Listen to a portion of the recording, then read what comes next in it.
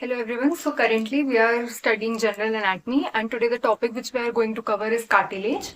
Cartilage is a connective tissue which is composed of chondrocytes and elastin or collagen fibers. So it is made up of cells which is known as chondrocytes. Cells of cartilage is known as chondrocytes and cells of bone is known as osteocytes. Also, cartilage is avascular, aneural, and has no lymphatics, which means it has no blood supply, it has no nerve supply, and also has no lymphatic drainage system in it.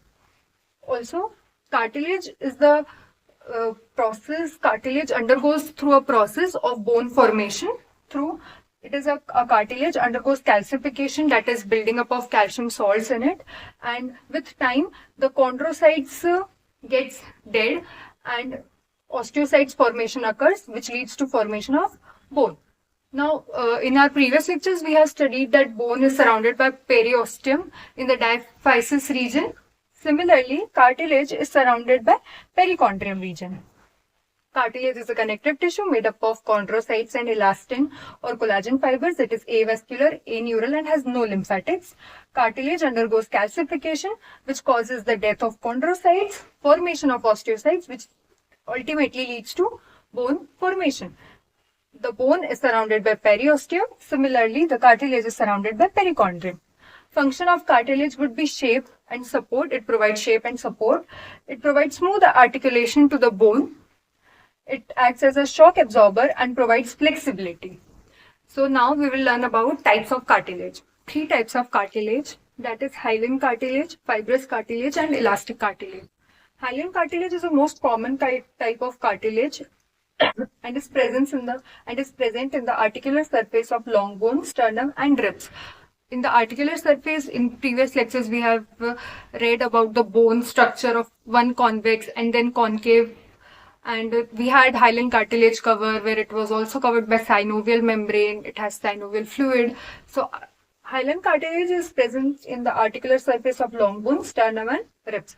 We have fibrous cartilage. It is a strong type of cartilage and is present in pubic symphysis.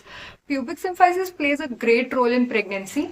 You'll learn about it in biomechanics, PTSC, and other subjects you'll come across in 3rd year and in 2nd year also. Elastic cartilage. It is flexible in nature and it is found in epiglottis. This elastic cartilage is present in epiglottis, like whenever we are speaking, epiglottis does the function of closing of your glottis region while you are eating, or your management of windpipe and food pipe. So epiglottis here plays a great role, and elastic cartilage is found in epiglottis. Thank you. I would request you all to please cover all the lectures of general anatomy and then read the book B.T. Chaurasia for more explanation, and it would be easier for you to understand, and you can thus make notes from there. I will request you to not blindly make notes.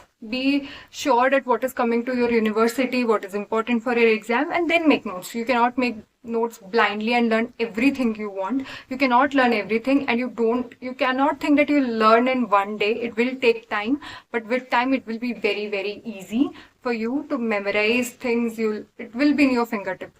So I'll request you to all go through the book and then make notes.